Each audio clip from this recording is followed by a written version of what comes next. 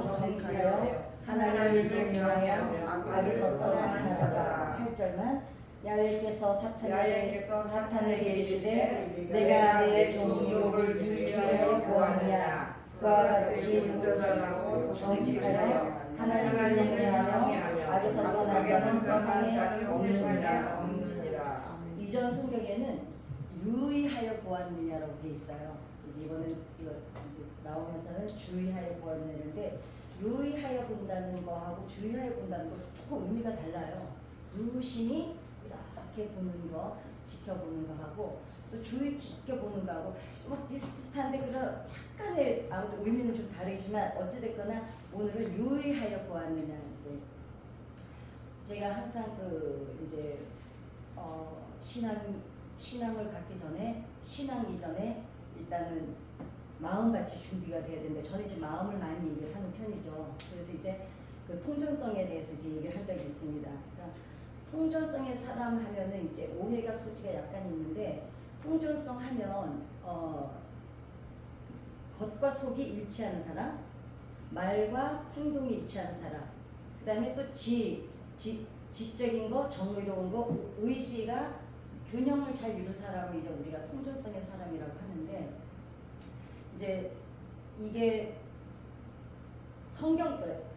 통전성의 사람이 돼 겉과 속이 같아야 된다는 거는 약간 다른 의미가 또 있어야 돼요. 왜냐면 사실 우리가 겉하고 속이 똑같으면 좋을까요, 나쁠까요? 어떠세요?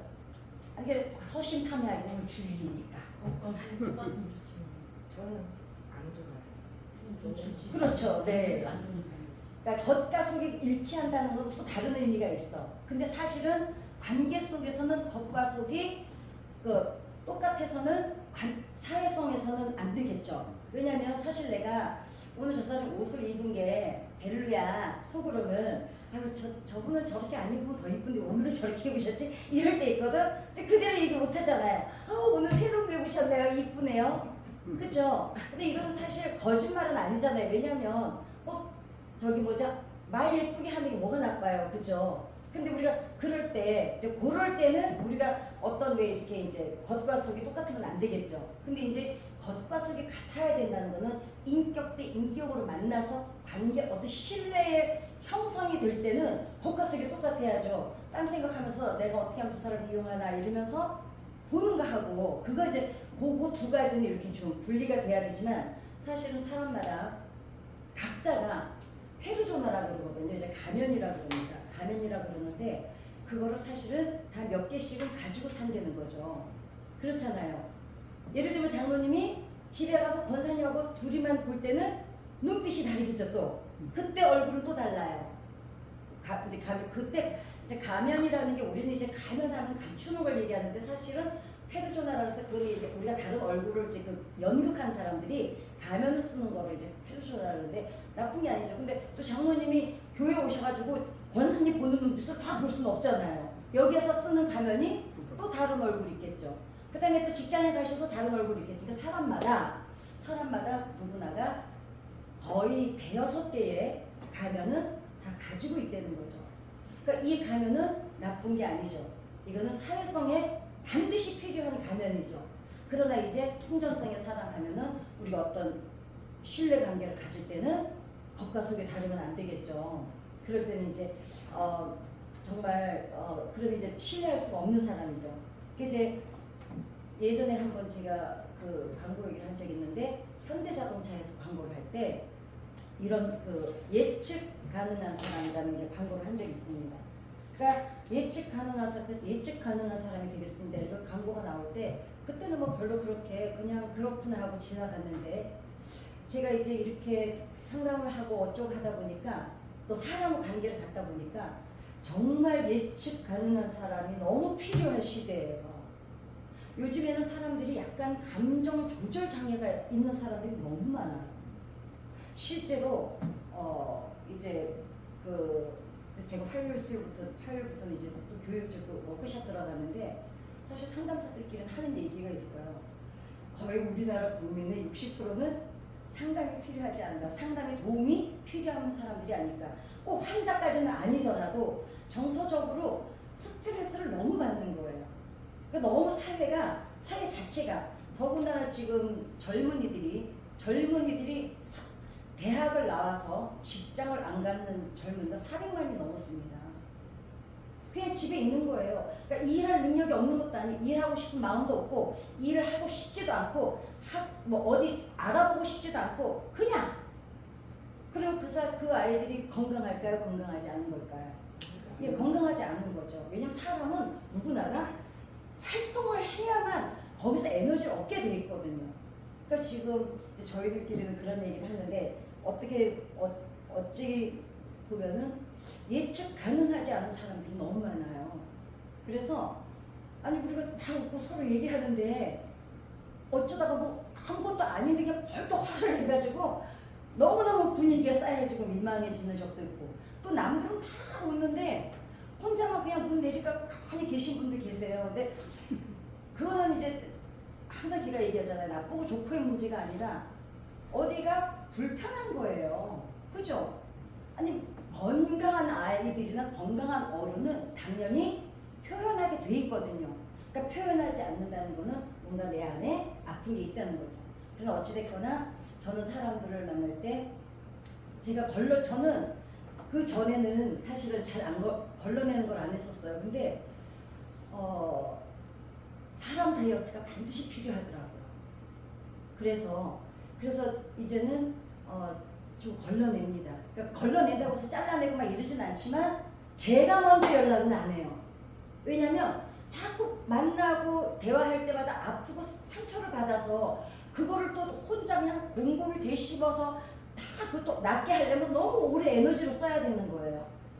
그리고 거기에 시간을 너무 많이 소비해야 되고 그렇다고 해서 그 사람한테 내가 꼭 필요한 것도 아니고 이제 그럴 때는 제가 조금 이렇게 그리고 이제 대신 그 에너지를 나랑 코드가 맞고 나랑 영적으로든 뭐 인격적으로든 어찌됐건 이렇게 좀 코드가 맞는 사람들에게 내가 사랑하는 사람들에게 이 에너지를 좀 소비를 하지 않고 더 모아서 더 사랑해야겠다. 여기에 더 써. 아니면 내 개발에 더 써야지. 내가 쓸데없이 어느 날은 나갔다 오면은요 뭘 했는지 모르는데 지쳐가지고 저는 원래 제가 입이 큰 거에 대한 컴플렉스가 되게 커요. 나 어렸을 때부터 맨날 이 큰 개구리 별명이 이미자 이 큰 개구리. 아무튼 이 큰 얘기만 나오면 다 나야. 근데 제 입이 그렇게 커 보이세요? 아니요. 그치? 근데 이유는 있어요. 제가 계속 평생을 48kg로 살았잖아요. 얼굴이 살이 완전히 없을 때는 진짜 입이 두드러져 보였어요. 진취적으로 나와 있었어요. 살이 10kg가 쪘잖아요. 그리고 한 6kg가 남아있잖아요. 아직도 여기가 통통해지니까 입이 작아 보이는 거야. 근데 저는 이 살을 너무 싫어해요. 골태기살. 어째 입 생각을 하면 살을 빼면 안 되고 또 살 생각을 하면 이렇게 그 얘기가 중요한 게 아니라 어찌됐거나 뭔 얘기하기로 갔어요. 근데 입 얘기하기는 뭐였지? 몰라. 그러면 다시 넘어가. 그래서 얘 변덕이 심한 사람들을 그 에너지를 다 쏟고 나면은 몇 날 며칠을 낮에 나갔다 오면은 도대체 내가 뭘 했는지를 모르고요. 기운이 빠져가지고 제가 원래 그래서 입에 컴플렉스가 심해가지고 저는 입을 꼭 다물고 자요. 그러니까 아주 예민해요. 내가 자다가도 살짝 내가 입이 벌렸다면 얼른 일어나서 입을 닫고 자요. 그러니까 그 정도로 제가 입에 대한 컴플렉스가 너무 심했어요. 그랬는데 어느 날 내가 보니까 코를 고는 거예요. 코는 입을 안 벌리지 않으면 못 고는 거 아시죠? 내가 그때 알았어요. 내가 얼마나 힘이 들었으면 내가 원래 입을 안 벌리고 자꾸 자는 사람이 코를 고나. 근다고 뭐 그렇게 막 우리 남편처럼 굴지는 않습니다. 예, 저희 집은 거의 뭐 집이 전체가 항공모함이 뜨는 소리입니다. 그래가지고 아무튼 제가 그 기운 빼는 건 이제 안 해야 되겠다. 너무 힘이 들더라고요. 그리고 나이를 이렇게 저는 원래 나이 얘기하는 거 정말 싫어하거든요. 이 나이에 이런 말을 너무 싫어해요. 이 나이에 못할 게 뭐 있어? 젊어서 열을 걸리는 거 지금 나이에는 한 달 걸릴 수 있어요. 그럼 하면 되지. 한 달 걸려서 천천히. 그죠? 그러니까 저는 내가 이 나이에 그럼 지금부터 계속 죽을 때까지 그러고 살 건가. 이제 그래서 나이 얘기를 안 하는데 어찌됐건 제가 나이를 먹어가면서 느낀 게 뭐냐면은 기운이 딸려요. 그 만나가지고 기가 빨리는 사람한테는요 내가 더 늘는 것 같아가지고 안 되겠다. 그래서 예측 가능하지 않은 사람은 되도록이면 제가 좀 먼저 연락은 안 합니다. 혹시 또 이 영상 보고 저 언니가 요즘 연락 안 하더니 그래서 안 했구나. 저 오해를 하지 말아야 되는데 어찌됐거나 예측 가능한 사람을 풀어서 얘기하면 뭡니까? 변덕이 없고 행동에 일관성 있는 사람이죠. 그러니까 우리가 뭐라 그래요? 그 사람은 틀림없어. 그죠? 그 사람은 그 사람은 저 사람은 돌발 행동을 하는 사람이 아니잖아요. 그러니까 그런 좀 진중한 사람들, 우리가 그런 사람들이 옆에 있으면 어때요, 마음이? 첫째, 안정감이 느껴져요, 안정감이. 그런데 이런 사람들은 어때요? 자기 기분의 좌우가 안 돼요. 기분의 좌우가 안 되고 어떻습니까? 합리적이죠. 막 감정대로 써대는 게 아니라 그걸 잘 따져봐서 이거는 나는 그렇지 않지만 저 사람 말 들어보니까 그럴 수도 있겠다. 합리성을 따지죠. 그 다음에 어떻게 해요? 그리고 자기 의지가 뚜렷해가지고 막 남의 말에 안 흔들리죠. 이리 갔다 저리 갔다. 그 다음에 이성적으로 행동을 하죠. 감정적으로 행동을 하는 게 아니라. 그리고 이제 그런 사람들 옆에 있으면 옆에 있는 사람이 어때요? 안심이 돼요. 안심이. 그런데 이런 사람 있잖아요. 근데 이런 사람들을 뭐라 그러면 감정 조절 능력이 뛰어나다는 거예요. 그런데 이런 사람들을 우리가 대부분 뭐라고 표현해요? 그 사람은 나무 같은 사람이야. 그냥 깊숙이 뿌리 내려가지고 변함없는 사람. 변함없는 사람들 우리가 대부분 나무 같은 사람, 변함없는 사람 이러죠. 그러니까 이제 그런 사람들을 우리가 이제 겉과 속이 일치한 사람, 지정의 조화가 잘 균형을 이룬 사람, 이런 사람들 우리가 이제 통전성의 사람들인데 이런 분들이 감정 조절 능력이 뛰어납니다.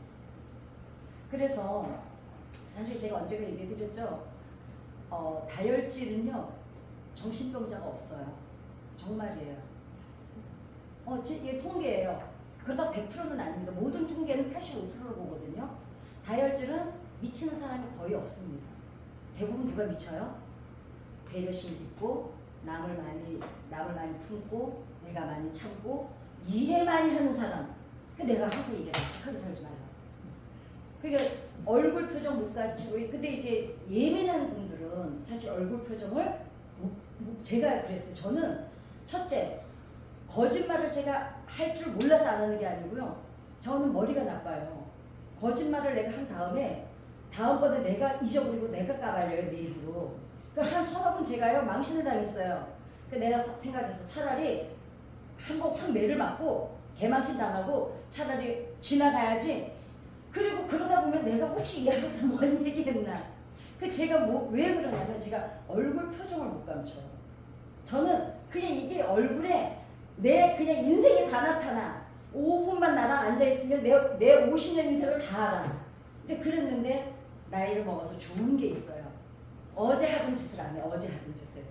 작년에 하던 짓을 안 해. 그리고 어느 정도 보니까 저도 이제 이 마음이 균형이 잘 잡혔는지 몰라도 얼굴에 확 안 나타나요. 그전에는 기분이 확 나빠져가지고 얼굴이 금방 빨개져가지고 그냥 분위기 싸해주고 막 이랬거든요. 이제는 대받아치는 거를 잘하게 됐어요. 약간 뻔뻔스러워진 거야. 약간 담대해진 거예요. 저는 그래서 지금 제 모습이 너무 좋아요. 사람들은 나이 먹는 거 싫다고 그러는데 저는 나이 먹는 걸 진짜 좋아해요. 왜냐면 적어도 내가 작년에 하던 짓을 올해는 안 하더라고요. 철이 들어가지고. 그래서 이제 어찌됐거나 통전성의 사람이 되는 감정 조절 능력이 뛰어난 사람들이 사실 자기 컨트롤이 뛰어납니다. 그러면 이런 사람들이 어떻게 해요? 성경적으로 신앙심과 정서, 감정이죠. 그 다음에 행동하는 것. 이 균형이 잘 이루어진 사람들. 이런 분들을 우리가 통전성의 사람이라고 합니다. 그런데 변덕스럽지도 않고 진중하죠. 그리고 뭉근해요. 뾰족하지 않아요. 이제 또 부진함에 허물을 해주는 사람들이 이렇게 말하는 사람들도 있어요. 저 사람은 속을 모르겠어. 너무 속아라 가지고 뭐 하려고. 형사도 아닌데. 그렇잖아요. 근데 정말로 너무 속 알아서 하실 일 있으세요? 근데 우리가 대부분 어때요? 아, 저 사람은 속을 모르겠어. 근데 그 속을 모르겠다라는 거에는 무슨 뭐가 깔려 있어요? 내가 저 사람 속을 다 알아서 조종하고 싶은 마음이 있는 거예요. 굳이 내가 권사님, 집사님, 장로님 속 알아가지고 뭐 하겠어요? 그냥 우리 만났을 때 저는 항상 원칙이 있어요. 내 앞에서 한 말, 이 사람한테 직접 들은 말만 신뢰를 해요. 그리고 누가 뭐라 그래도 이 사람한테 직접 들은 말이 아니면 저는 일단 생각 자체를 안 해요. 이렇게 네 이러고 말아버리고 이 사람한테 직접 들은 말, 그 다음에 내가 정말 궁금할 때 물어봐요.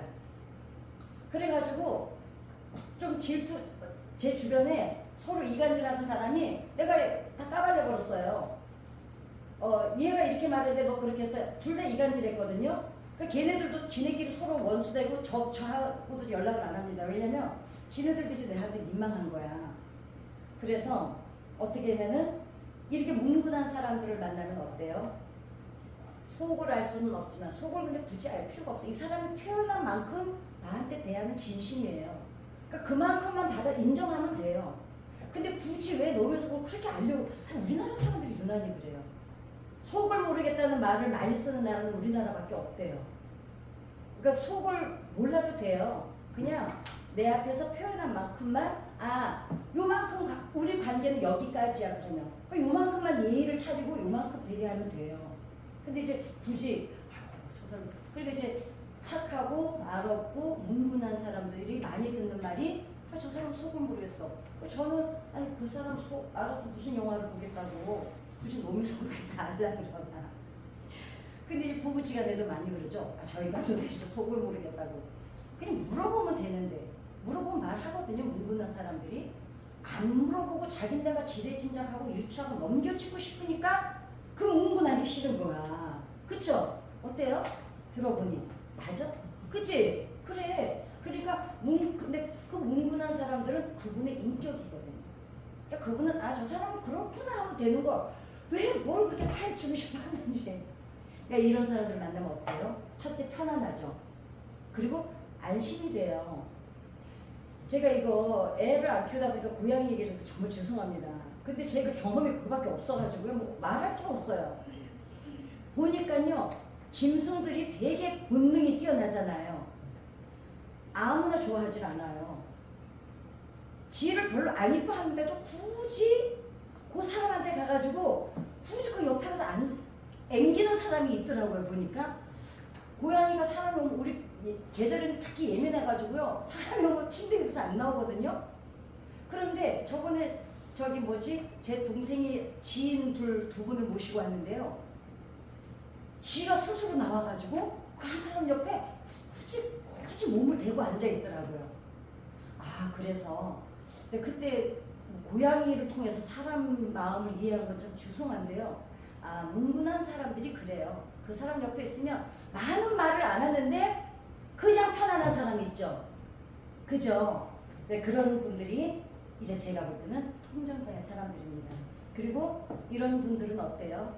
내가 어떤 허물을 내놓아도 그냥 이렇게 스펀지처럼 받아주죠. 받아주고 또 그걸 또 지켜주죠. 그냥 말 끝에 말 나온다고 뭉근한 사람들은 그러지는 않아요. 그 다음에 품어주죠. 이게 그랬겠구나. 왜냐면 뭉근하고 착한 사람들은 배려심이 많아서 상대방의 아픔을 같이 품어주고 공감 능력이 뛰어나죠. 그 다음에 그런 사람 옆에 있으면 어떻습니까? 내 약점이 부끄럽지 않은 사람, 내 허물이 부끄럽지 않은 사람, 그런 사람을 여러분 옆에 꼭 두십시오. 그런 사람이 있으면은 정말 내가 잘해줘서라도 꼭 여러분 이웃으로 재산으로 만드세요. 왜냐하면 나이를 먹어가면서는 돈이 재산이 아닙니다. 물론 돈은 편안한 걸 주지만 사람이 재산입니다. 그래서 그런 이웃은 저는 그래서 이렇게 봐서 이렇게 저분들은 내 이웃으로 계셔주시면 너무 좋겠다 이러면 제가 관심 갖습니다. 그래서 근데 이제 반면에 언제 어느 때 기분이 변할지 몰라서 불안한 사람들이 있죠. 정말 많습니다. 정말 분노 조절 장애가 안 되는 분들이 너무너무 많아요. 그러니까 분노 조절 장애라기보다는 감정 조절 능력이 떨어지는 거예요. 그러니까 그냥 그래놓고 자기도 또 뻘쭘해. 확 해대놓고는 지도 민망하고 나도 민망해. 그쵸? 그러니까 그런 사람들은 왜 그럴까요? 깊은 속을 보면 불안해서 그러거든요. 그러니까 저는 이제 이해를 해요. 그러니까 당할 때는 당한 사람들은 어때요? 얼마나 그 순간에 당황스러울 줄 모릅니다. 그래 자기 기분이 좋으면 다 좋아야 돼요. 그 사람들이 막 웃고 그러면은 아 뭐가 그렇게 좋아서 웃어 이래. 어머 무슨 일이야 무슨 일이야 나도 알려줘 이러면 되거든요. 근데 아유 뭘 그렇게 좋아서 뭐가 그렇게 좋아서들 웃어 이런 말투가 아 재수 없어 진짜. 그죠? 미안합니다. 예. 그냥 남이 막 웃고 좋으면 아유 뭐가 그렇게 좋아 나도 좀 같이 웃자 이러면 좋을 걸.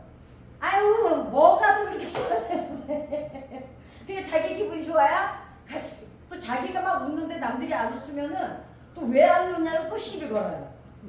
조석으로 기분이 바뀌니까 예수님도 감당하기 힘들어하세요. 그렇죠? 그러지 않겠어요? 예수님도 앵간하고 다 참으시는 분인데 진짜 얼마나 힘드시겠어요. 그러니까 이제 근데 그 정도라면 사실은 정서적으로 경계성이 있는 겁니다.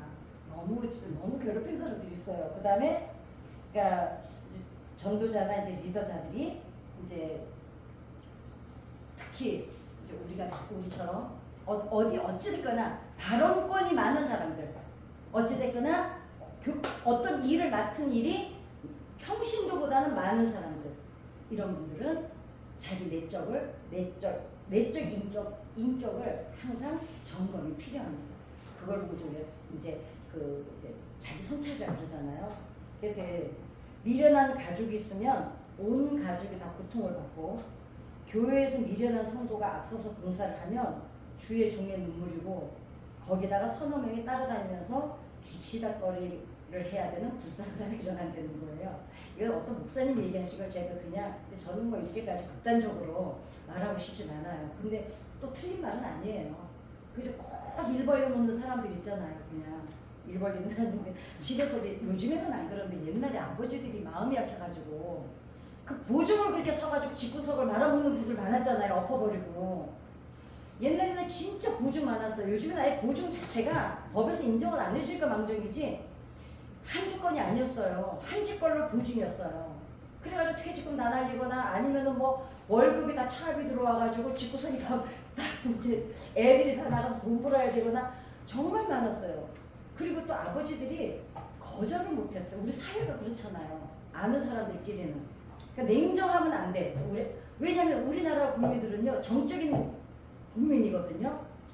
이 정을 먼저 따져. 그래도 사람이 정으로 살아야지.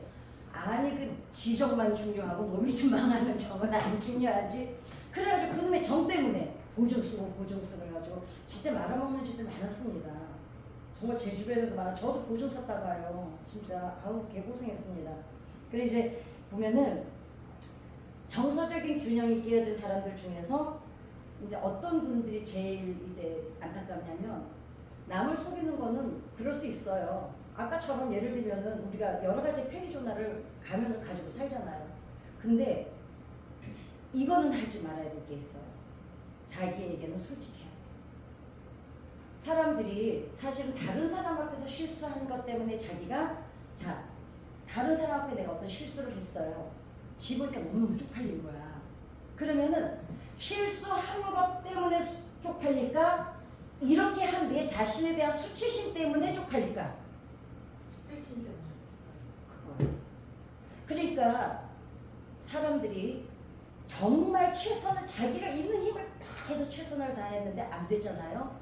그러면은 스스로가 어때요? 수치심은 안 느껴요. 왜? 여기까지인가 보다. 툭툭 털어요. 왜? 최선을 다했거든. 그리고 이거는 내 한계가 여기까지라는 게 받아들여져요. 그런데 대부분 뭐가 실패해가지고 목숨줄을 놔버리거나 좌절하는 분들이 100%는 물론 아닙니다. 아니지만 어때요? 다른 사람 앞에서 내가 지금 이 안 된 게 부끄러운 게 아니에요. 자기를 용서를 못하는 거예요. 자기. 그런데 본인이 그걸 몰라요.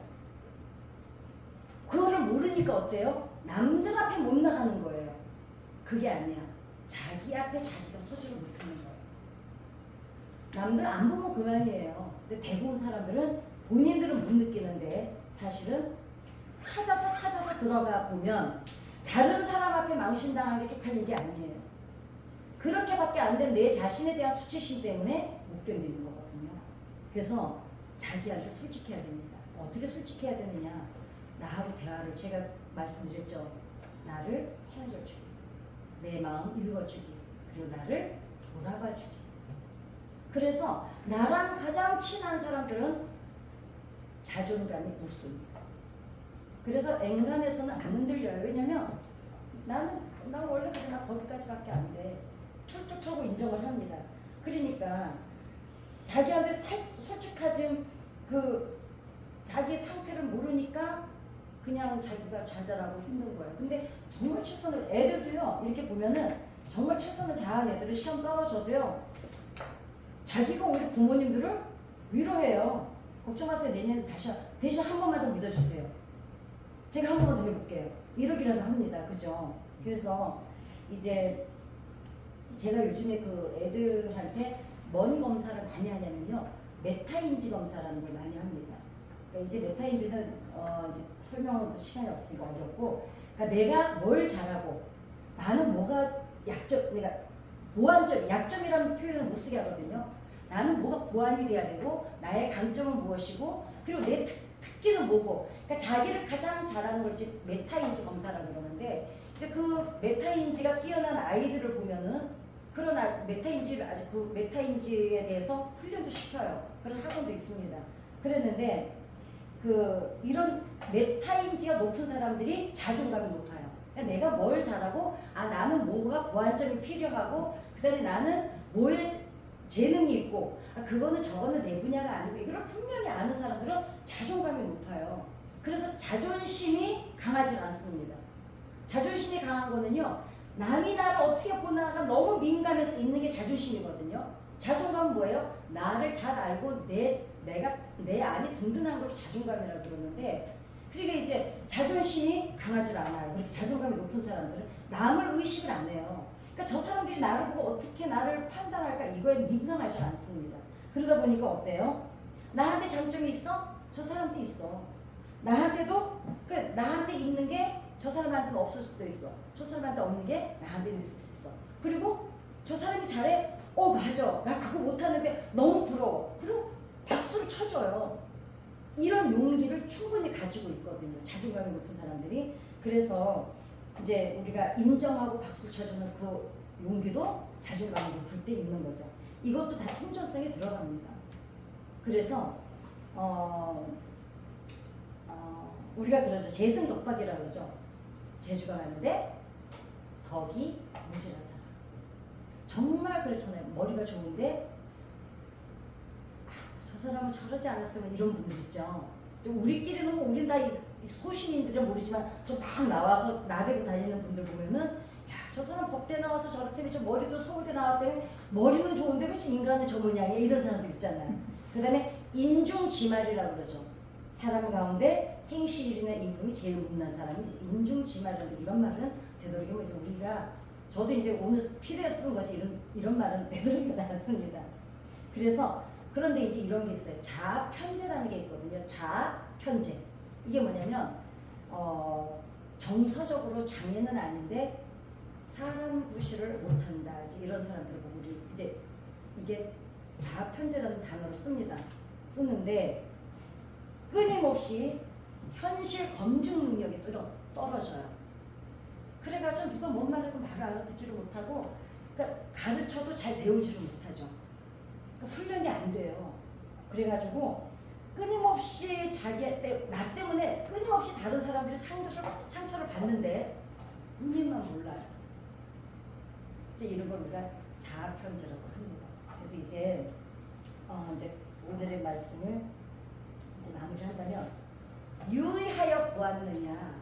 하나님이 욥을 막 칭찬하시잖아요. 그러니까 우리는 사람들을 이렇게 볼 때 이제 유의하여 보죠. 왜냐면 내가 가까이 가도 되나, 아니면 괜히 고슴도치한테 잘못 가가지고 찔려서 괜히 상처만 받는 거 아닌가, 우리는 아무래도 보죠.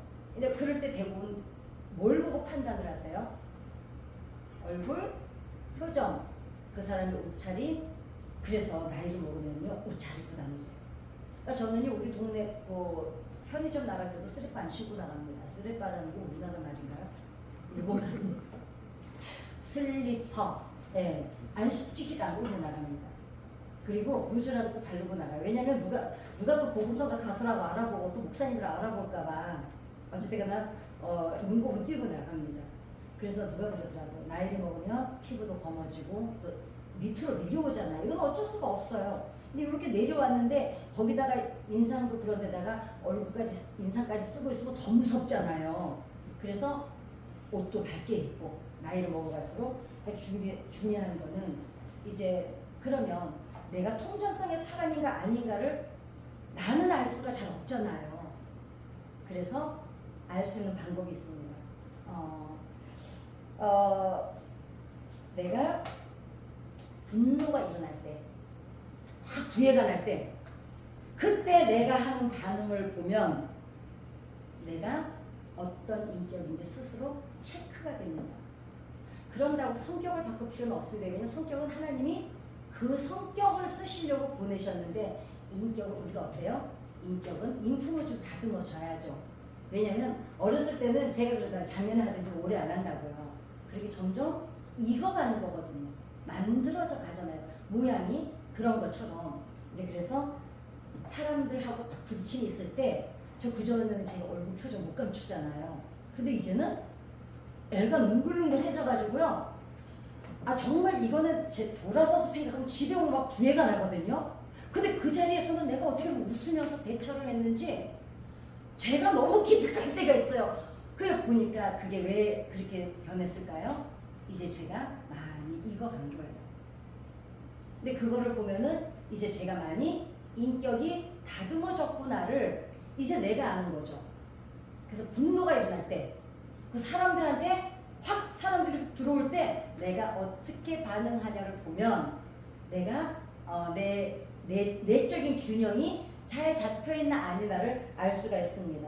그 다음에 혼자 있을 때나 사람들 앞에 있을 때나 내 행동이 똑같을 때, 이건 제가 저번에도 한 말씀드렸는데 내 행동이 늘 일관성을 유지하고 있다면 나를 믿어도 됩니다.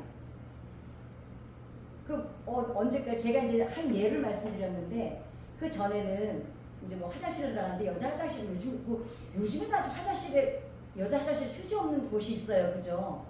그러면은 정말 당황스러울 때 있잖아요. 그러면은 저는 항상 이제 백속에 항상 휴대용 가지고 다니거든요. 그러면은 그전 같으면 알게 뭐야 그냥 나왔어요. 근데 제가 이런 이제 내용 공부를 하면서는 훈련을 하는 거예요, 나에 대해서.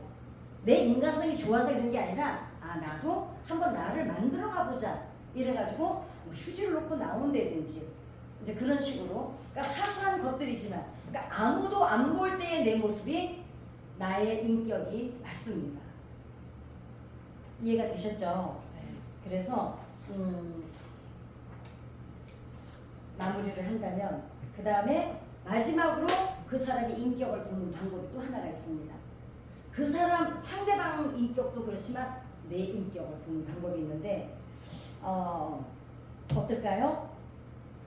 사람들하고 만남도 중요하지만 헤어짐이 더 중요합니다. 우리가 그런 말 속담 있죠. 속담인가? 그냥 부전으로 내려오나? 내가 뭐 안 먹겠다고 침뱉은 우물 돌아올 때 뭐 다시 마신다고. 이 속담이에요, 장모님. 그냥 내보도는 얘기죠. 어떻게 맞는 말이긴 했죠. 네. 그 말이 꼭 뭐예요? 내가 다시는 안 봐야지. 그리고 돌아섰는데 가던 길을 되돌아올 때 목이 말라서 내가 침뱉은 물 다시 먹는다는 게 무슨 뜻이에요? 내가 다시는 안 보겠다고 돌아섰지만 우리나라는요 4명 건너서 내가 아는 사람이 다 연결이 돼 있대요. 우리나라는. 네, 4명만 건너가면 다 어머 그 사람 어떻게 알아? 이렇게 된다는 거예요. 그러니 내가 마무리를 제대로 인간관계에서 마무리를 제대로 안 하고 돌아서면 어느 날 내 아는 사람하고 그 사람하고 중요한 일로 엮여 있을지도 몰라요. 그럼 아는 사람이라 그러면 사람들이 당연히 뭘 물어봐요? 그 사람 어때? 물어보잖아요. 내 입에서 좋게 나가겠어요? 거래하지 마. 내가 그럴 것 같은가? 나는 그러고도 남을 것 같아 아마. 그러니까 4명만 걸러가면은 내가 아는 사람이라는 거야. 그래서 저는 이렇게 생각해요. 헤어짐을 마무리를 잘하는 사람, 갈무리를 잘하는 사람이 저는 최고의 인격자라고 생각을 합니다. 그럼 그게 이웃 간의 마무리만이 아니에요. 연인 간에도 헤어질 때 깔끔하게 상처를, 그러니까 그게 저는 마지막 예의라고 생각해요. 그게 왜 마무리를 잘하는 게 왜 최고의 인격이라고 생각하냐면 예의거든요. 우리가 이웃을 이렇게 지냈어요. 근데 약간 이제 조금 뭐 이렇게 쎄한 게 있었어. 그러면은 그래도 정확하게 마무리를 잘 해야 돼. 그게 인격이라고 생각을 해요. 관계 속에서 지켜주는 거. 그게 예의거든요. 그렇기 때문에 저는 마무리를 잘하는 사람들이 제가 볼 때는 가장 믿고 신뢰할 수 있는 사람이라고 저는 생각을 합니다. 그러니까 저 사람 믿어도 돼. 이럴 때 어때요? 그 사람이 믿는다는 건 무슨 뜻이에요? 그 사람이 그 일을 틀림없이 그 일을 그 한도 내에서 잘해낸다는 믿음이죠. 근데 신뢰는 어떻습니까? 믿는 것 외에 내가 의지까지 할 수 있는 거를, 인간관계까지 맺을 수 있는 거를 신뢰라고 그러거든요. 그렇기 때문에 저는 정말 인격은, 최고의 인격의 꽃은 무슨 일이 인간관계가 됐든 일처리가 됐든 우리가 어떤 사람을 신뢰하고 믿어요? 아, 그 사람 맡기면 틀림없어. 뭐든지. 그 다음에 사람 관계에서도 그냥 마무리를 잘, 왜냐면 그래도 그동안 이웃으로 지냈는데 예의는 지켜줘야 되잖아요. 그렇죠? 그러니까 그 예의가 적어도 있기 때문에 인격적이라는 거죠. 그래서 저는 그게 이런 사람도 있어요. 항상 일은 잘 벌리는데 꼭 뒷마무리는요 질질 흘리고 다니는 사람도 있어요. 꼭 누가 뒤치다거리를 따라다니면서 해야 되고요. 그 다음에 정리도 제대로 못하고, 그렇게 흐지부지하고 뭔가 흐릿하면 우리가 어때요? 그런 사람들이 믿음이 안 가죠. 아니, 저 사람 불안하잖아요. 뭘 시켜놓고도 저게 제대로 하려나 안 하려나.